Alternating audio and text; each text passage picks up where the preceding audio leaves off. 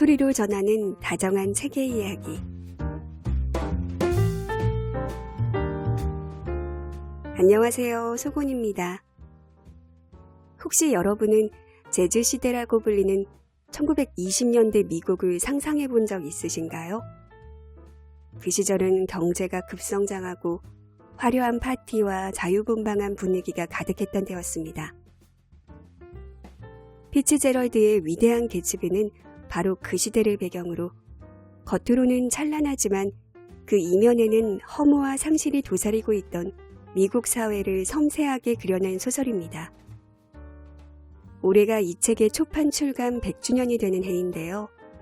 다양한 번역본이 있지만 오늘 소개할 책은 소담 출판사에서 펴낸 유혜경 번역가의 번역으로 만나는 피츠제럴드의 위대한 개츠비입니다. 이 소설의 주인공 개츠비는 누구보다도 화려한 삶을 살고 있습니다. 매주 그의 저택에서는 성대한 파티가 열리고 수많은 사람들이 그를 둘러싸죠. 하지만 정작 개츠비가 진정으로 원하던 것은 단 한 사람, 데이지뿐이었습니다. 모든 것을 가진 듯 보이지만 그의 내면에는 채워지지 않는 공허함과 과거에 대한 집착이 자리하고 있는데요. 이 작품이 특별한 이유는 단순한 사랑 이야기를 넘어 당시 미국 사회의 계급 구조와 아메리칸 드림의 이면을 날카롭게 비판하고 있다는 점입니다. 개츠비는 막대한 부를 손에 넣었지만 전통적인 상류층이 모여 사는 이스트에그에서는 여전히 이방인일 뿐이죠. 아무리 돈을 벌어도 넘을 수 없는 보이지 않는 벽. 그리고 그 벽을 넘으려는 개츠비의 애절한 몸부림이 소설 전반에 흐릅니다. 또한 소설에는 제 골짜기라는 공간이 등장하는데요. 이곳은 부와 쾌락을 좇는 이들이 남긴 폐허 같은 곳으로 화려함의 그림자이자 당시 사회의 어두운 단면을 보여줍니다. 피츠제럴드는 이처럼 대조적인 공간들을 통해 1920년대 미국이 겪고 있던 극심한 빈부격차와 도덕적 혼란을 강렬하게 드러냅니다. 위대한 개츠비는 처음 출간된 당시에는 큰 주목을 받지 못했지만 시간이 흐르면서 미국 문학을 대표하는 고전으로 자리 잡게 되었죠. 이 작품은 단순한 시대의 소설을 넘어 인간의 꿈과 욕망, 그리고 그 이면의 상실과 허물을 깊이 있게 탐구합니다. 특히 마지막 장은 이 소설이 전하고자 하는 메시지와 개츠비라는 인물이 상징하는 꿈과 상실, 그리고 인간의 본질적인 갈망이 가장 집약적으로 드러나는 부분입니다. 화려했던 파티와 수많은 인맥, 그리고 부와 성공의 상징이었던 개츠비의 저택에는 이제 쓸쓸함만이 남았습니다. 그토록 많은 사람들이 드나들던 집이었지만 개츠비의 장례식장에는 정작 그를 진심으로 아끼던 사람은 거의 없었죠. 닉은 개츠비의 마지막을 지키며 그가 품었던 꿈과 그 꿈이 결국 이루어질 수 없었던 현실을 담담하게 바라봅니다. 이 부분 들려드릴게요.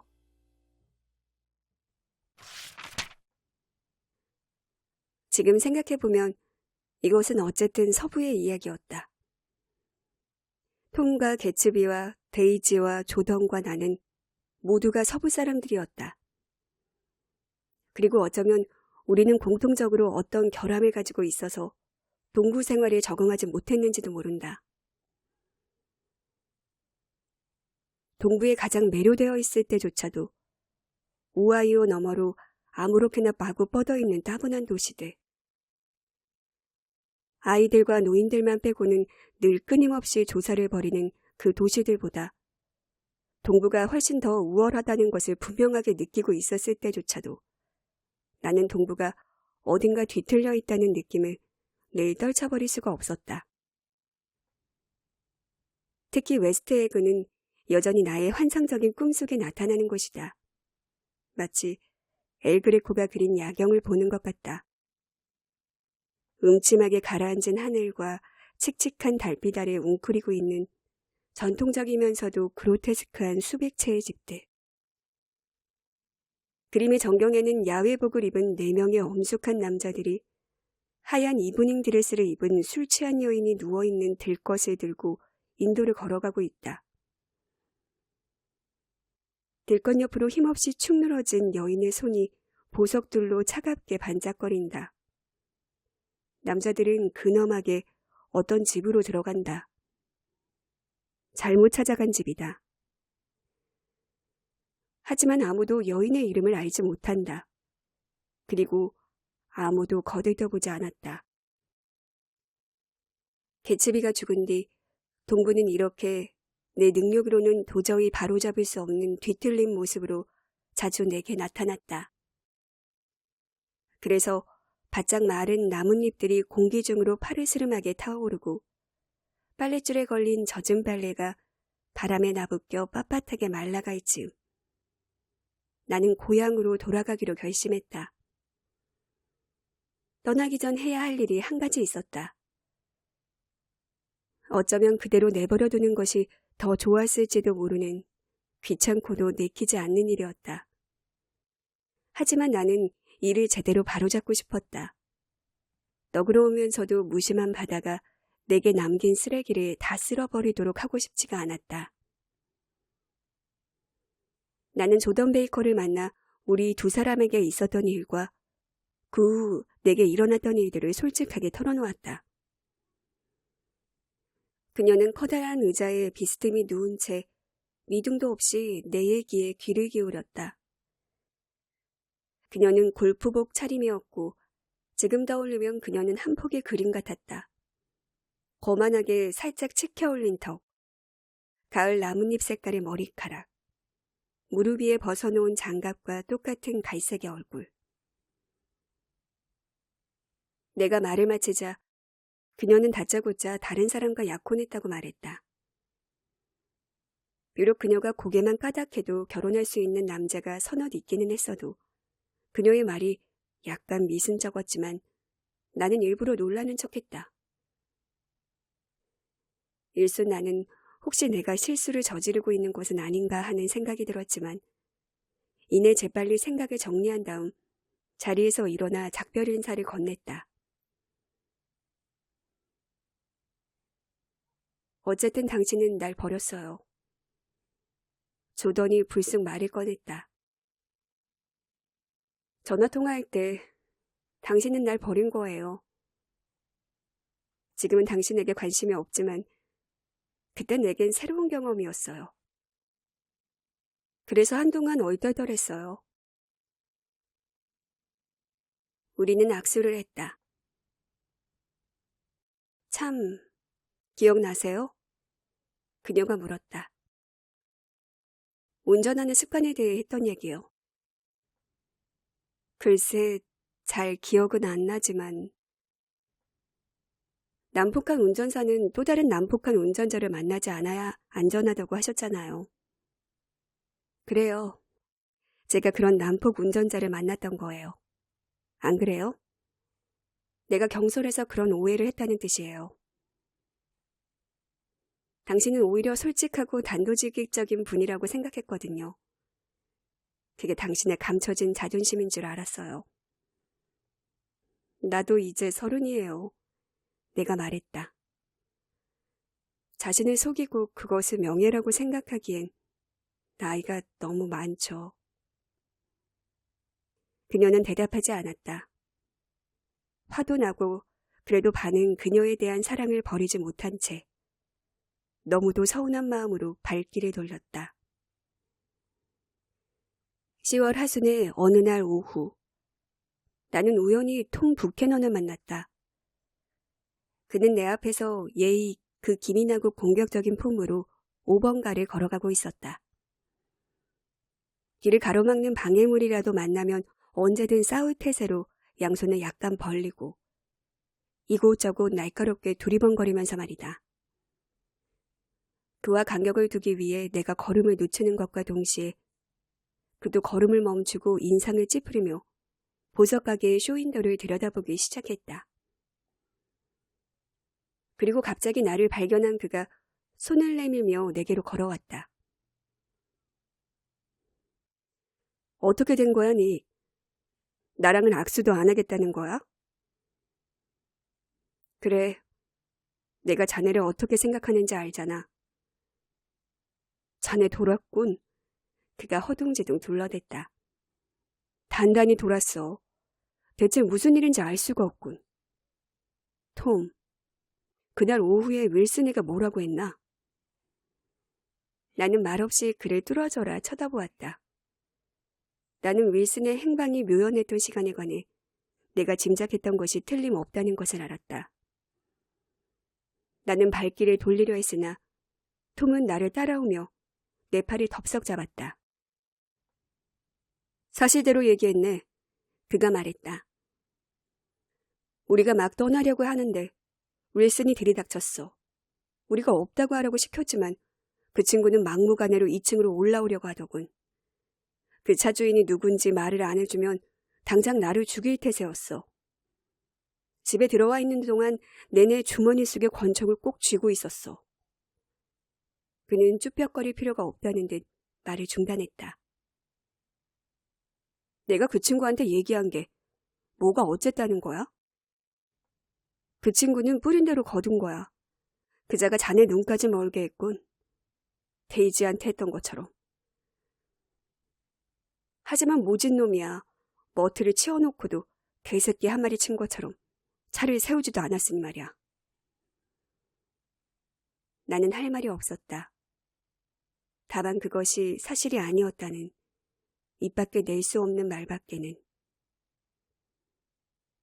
나는 내 나름대로 고통받지 않았다고 생각하나? 이것 봐. 그 아파트를 처분하려고 가서 찬장에 나뒹굴고 있는 그 빌어먹을 개 비스킷 상자를 보고는 주저앉아서 어린애처럼 엉엉 울었다고. 정말이지 끔찍했어. 나는 그를 용서할 수도 좋아할 수도 없었지만 그가 한 짓이 그 자신에게는 전적으로 정당했다는 것을 알게 되었다. 모든 것이 결국은 부주의와 혼란에서 빚어진 일이었다. 그들은 무신경한 사람들이었다. 톰과 데이지. 그들은 사물이든 생물이든 모든 것에 산산조각을 내놓고는 돈이나 그들만의 무지막지한 무신경 속으로 아니면 두 사람을 같이 있게 해주는 것이라면 무엇이든 그 속으로 숨어버리고 다른 사람들로 하여금 자신들이 어질러 놓은 쓰레기를 치우도록 하는 것이다. 나는 그와 악수를 했다. 마치 내가 어린아이와 이야기를 나누고 있다고 느껴져서 악수를 하지 않는 것도 우스워 보였기 때문이다. 이윽고 그는 진주 먹거리를 사기 위해 아니면 그냥 커프스 단추나 사려고 했을지 모르지만 어쨌든 보석상으로 들어갔다. 촌스러운 내 깐깐함에서 영원히 벗어난 채로. 내가 떠날 때에도 개츠비의 집은 여전히 텅 비어 있었다.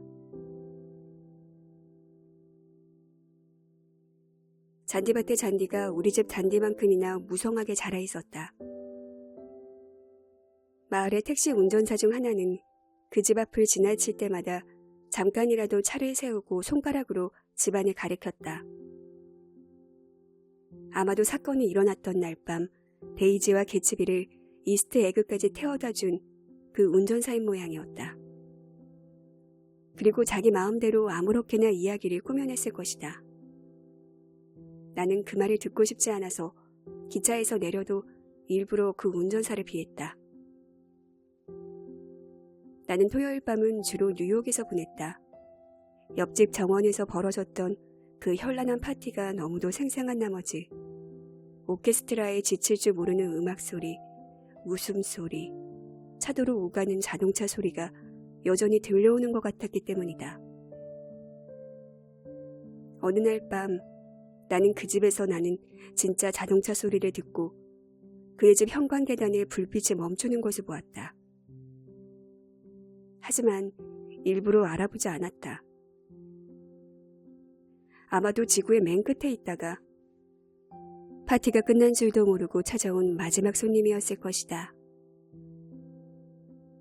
마지막 날 밤 트렁크에 짐을 다 챙기고 자동차도 식료품점에 팔아버린 다음 나는 거대하고 부조리한 실패의 산물인 그의 집을 한 번 더 둘러보았다.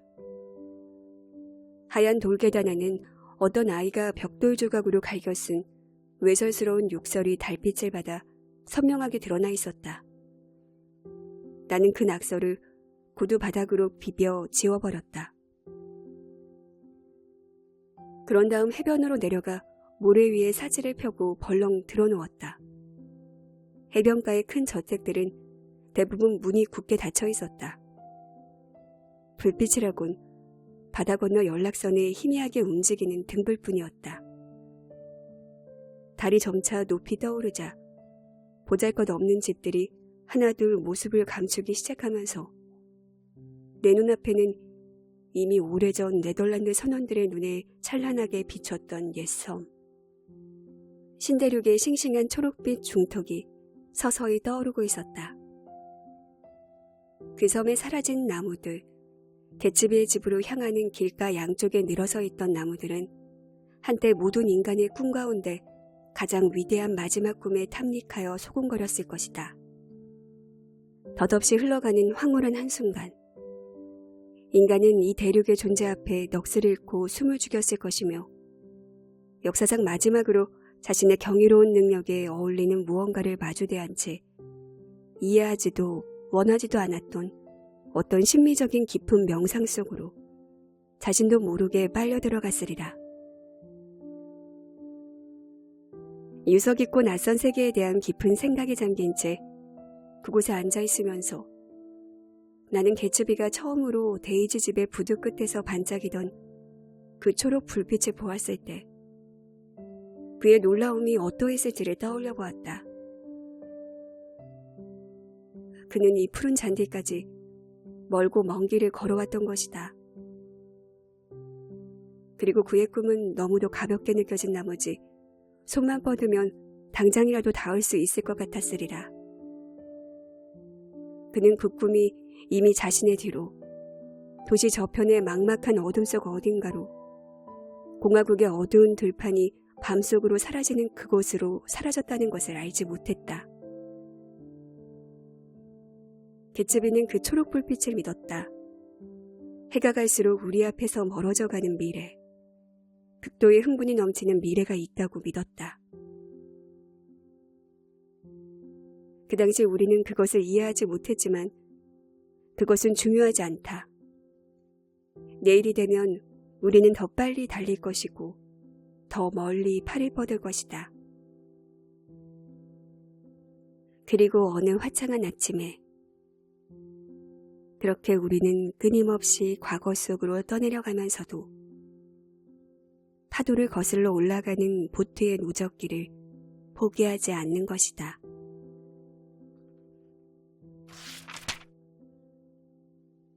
오늘 이야기 어떠셨나요?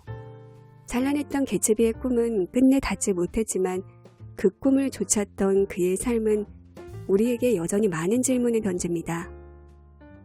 화려한 뒤에 숨은 공허함, 부와 성공이라는 허상, 그리고 인간이 끝내 도달하고 싶어하는 어떤 불가능한 이상에 대해 말이죠.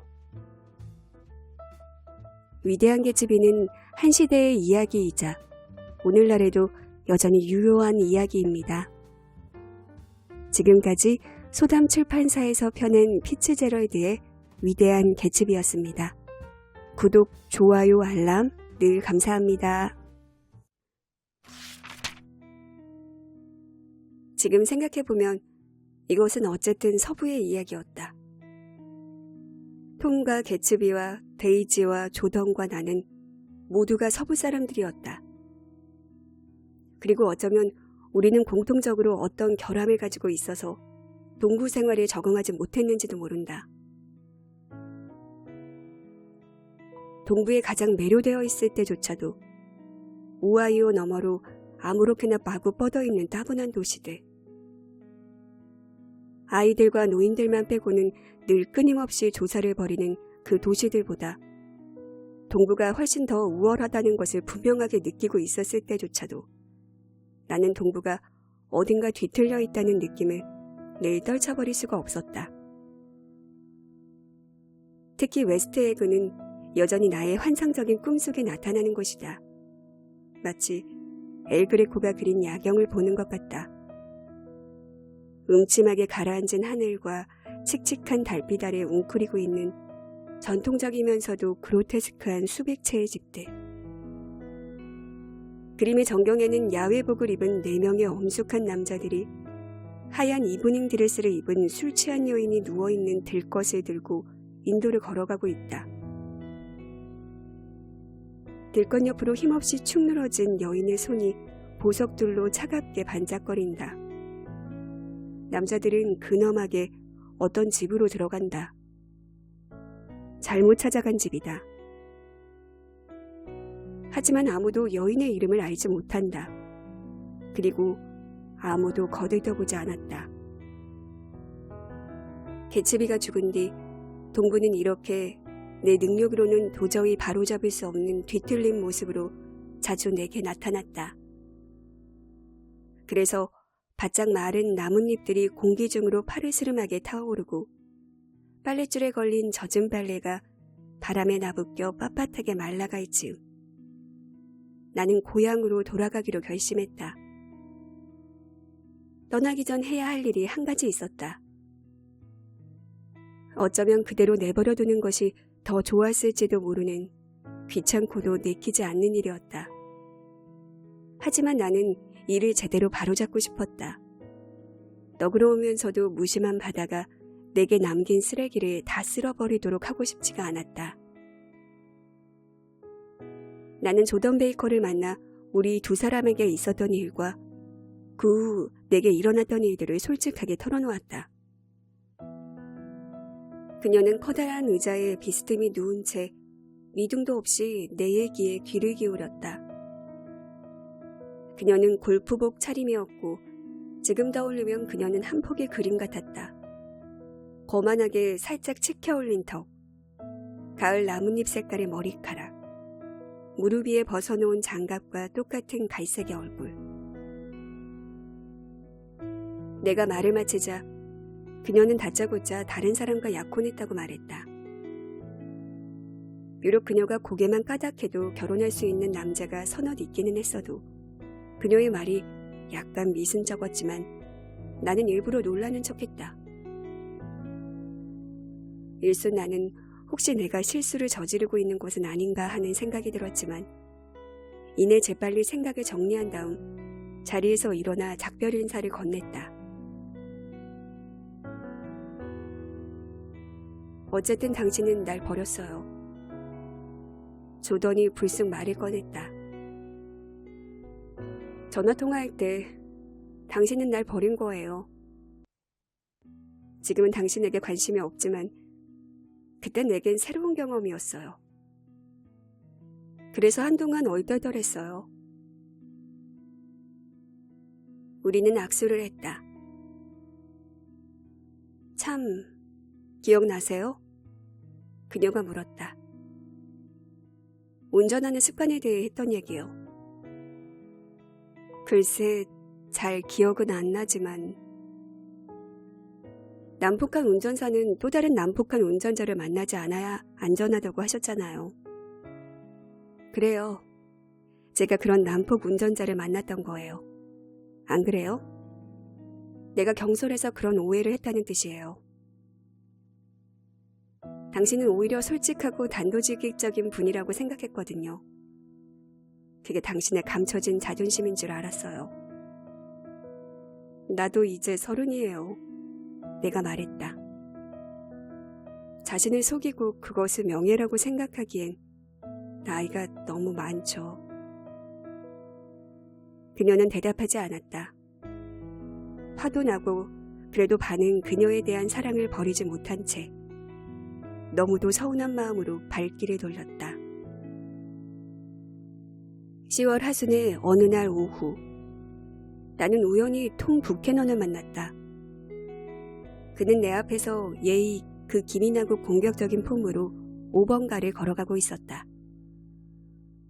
길을 가로막는 방해물이라도 만나면 언제든 싸울 태세로 양손을 약간 벌리고 이곳저곳 날카롭게 두리번거리면서 말이다. 그와 간격을 두기 위해 내가 걸음을 늦추는 것과 동시에 그도 걸음을 멈추고 인상을 찌푸리며 보석 가게의 쇼윈도를 들여다보기 시작했다. 그리고 갑자기 나를 발견한 그가 손을 내밀며 내게로 걸어왔다. 어떻게 된 거야, 니? 나랑은 악수도 안 하겠다는 거야? 그래, 내가 자네를 어떻게 생각하는지 알잖아. 자네 돌았군. 그가 허둥지둥 둘러댔다. 단단히 돌았어. 대체 무슨 일인지 알 수가 없군. 톰, 그날 오후에 윌슨이가 뭐라고 했나? 나는 말없이 그를 뚫어져라 쳐다보았다. 나는 윌슨의 행방이 묘연했던 시간에 관해 내가 짐작했던 것이 틀림없다는 것을 알았다. 나는 발길을 돌리려 했으나 톰은 나를 따라오며 내 팔을 덥석 잡았다. 사실대로 얘기했네. 그가 말했다. 우리가 막 떠나려고 하는데 윌슨이 들이닥쳤어. 우리가 없다고 하라고 시켰지만 그 친구는 막무가내로 2층으로 올라오려고 하더군. 그 차 주인이 누군지 말을 안 해주면 당장 나를 죽일 태세였어. 집에 들어와 있는 동안 내내 주머니 속에 권총을 꼭 쥐고 있었어. 그는 쭈뼛거릴 필요가 없다는 듯 말을 중단했다. 내가 그 친구한테 얘기한 게 뭐가 어쨌다는 거야? 그 친구는 뿌린 대로 거둔 거야. 그자가 자네 눈까지 멀게 했군. 데이지한테 했던 것처럼. 하지만 모진 놈이야. 머트를 치워놓고도 개새끼 한 마리 친 것처럼 차를 세우지도 않았으니 말이야. 나는 할 말이 없었다. 다만 그것이 사실이 아니었다는 입 밖에 낼 수 없는 말밖에는. 나는 내 나름대로 고통받지 않았다고 생각하나? 이것 봐. 그 아파트를 처분하려고 가서 찬장에 나뒹굴고 있는 그 빌어먹을 개 비스킷 상자를 보고는 주저앉아서 어린애처럼 엉엉 울었다고. 정말이지 끔찍했어. 나는 그를 용서할 수도 좋아할 수도 없었지만 그가 한 짓이 그 자신에게는 전적으로 정당했다는 것을 알게 되었다. 모든 것이 결국은 부주의와 혼란에서 빚어진 일이었다. 그들은 무신경한 사람들이었다. 톰과 데이지. 그들은 사물이든 생물이든 모든 것을 산산조각을 내놓고는 돈이나 그들만의 무지막지한 무신경 속으로 아니면 두 사람을 같이 있게 해주는 것이라면 무엇이든 그 속으로 숨어버리고 다른 사람들로 하여금 자신들이 어질러 놓은 쓰레기를 치우도록 하는 것이다. 나는 그와 악수를 했다. 마치 내가 어린아이와 이야기를 나누고 있다고 느껴져서 악수를 하지 않는 것도 우스워 보였기 때문이다. 이윽고 그는 진주 먹거리를 사기 위해 아니면 그냥 커프스 단추나 사려고 했을지 모르지만 어쨌든 보석상으로 들어갔다. 촌스러운 내 깐깐함에서 영원히 벗어난 채로. 내가 떠날 때에도 개츠비의 집은 여전히 텅 비어 있었다. 잔디밭의 잔디가 우리 집 잔디만큼이나 무성하게 자라 있었다. 마을의 택시 운전사 중 하나는 그 집 앞을 지나칠 때마다 잠깐이라도 차를 세우고 손가락으로 집안을 가리켰다. 아마도 사건이 일어났던 날 밤 데이지와 개츠비를 이스트 에그까지 태워다 준 그 운전사인 모양이었다. 그리고 자기 마음대로 아무렇게나 이야기를 꾸며냈을 것이다. 나는 그 말을 듣고 싶지 않아서 기차에서 내려도 일부러 그 운전사를 피했다. 나는 토요일 밤은 주로 뉴욕에서 보냈다. 옆집 정원에서 벌어졌던 그 현란한 파티가 너무도 생생한 나머지 오케스트라에 지칠 줄 모르는 음악 소리, 웃음소리, 차도로 오가는 자동차 소리가 여전히 들려오는 것 같았기 때문이다. 어느 날 밤 나는 그 집에서 나는 진짜 자동차 소리를 듣고 그의 집 현관계단에 불빛이 멈추는 것을 보았다. 하지만 일부러 알아보지 않았다. 아마도 지구의 맨 끝에 있다가 파티가 끝난 줄도 모르고 찾아온 마지막 손님이었을 것이다. 마지막 날 밤, 트렁크에 짐을 다 챙기고 자동차도 식료품점에 팔아버린 다음 나는 거대하고 부조리한 실패의 산물이 그의 집을 한 번 더 둘러보았다. 하얀 돌계단에는 어떤 아이가 벽돌 조각으로 갈겨쓴 외설스러운 욕설이 달빛을 받아 선명하게 드러나 있었다. 나는 그 낙서를 구두 바닥으로 비벼 지워버렸다. 그런 다음 해변으로 내려가 모래 위에 사지를 펴고 벌렁 들어누웠다. 해변가의 큰 저택들은 대부분 문이 굳게 닫혀 있었다. 불빛이라곤 바다 건너 연락선에 희미하게 움직이는 등불뿐이었다. 달이 점차 높이 떠오르자 보잘것없는 집들이 하나둘 모습을 감추기 시작하면서 내 눈앞에는 이미 오래전 네덜란드 선원들의 눈에 찬란하게 비쳤던 옛섬. 신대륙의 싱싱한 초록빛 중턱이 서서히 떠오르고 있었다. 그 섬에 사라진 나무들, 개츠비의 집으로 향하는 길가 양쪽에 늘어서 있던 나무들은 한때 모든 인간의 꿈 가운데 가장 위대한 마지막 꿈에 탐닉하여 소곤거렸을 것이다. 덧없이 흘러가는 황홀한 한순간, 인간은 이 대륙의 존재 앞에 넋을 잃고 숨을 죽였을 것이며 역사상 마지막으로 자신의 경이로운 능력에 어울리는 무언가를 마주대한 채 이해하지도 원하지도 않았던 어떤 심리적인 깊은 명상 속으로 자신도 모르게 빨려 들어갔으리라. 유서 깊고 낯선 세계에 대한 깊은 생각에 잠긴 채 그곳에 앉아 있으면서 나는 개츠비가 처음으로 데이지 집의 부두 끝에서 반짝이던 그 초록 불빛을 보았을 때 그의 놀라움이 어떠했을지를 떠올려 보았다. 그는 이 푸른 잔디까지 멀고 먼 길을 걸어왔던 것이다. 그리고 그의 꿈은 너무도 가볍게 느껴진 나머지 손만 뻗으면 당장이라도 닿을 수 있을 것 같았으리라. 그는 그 꿈이 이미 자신의 뒤로 도시 저편의 막막한 어둠 속 어딘가로 공화국의 어두운 들판이 밤속으로 사라지는 그곳으로 사라졌다는 것을 알지 못했다. 개츠비는 그 초록 불빛을 믿었다. 해가 갈수록 우리 앞에서 멀어져가는 미래, 극도의 흥분이 넘치는 미래가 있다고 믿었다. 그 당시 우리는 그것을 이해하지 못했지만 그것은 중요하지 않다. 내일이 되면 우리는 더 빨리 달릴 것이고 더 멀리 팔을 뻗을 것이다. 그리고 어느 화창한 아침에 그렇게 우리는 끊임없이 과거 속으로 떠내려가면서도 파도를 거슬러 올라가는 보트의 누적기를 포기하지 않는 것이다.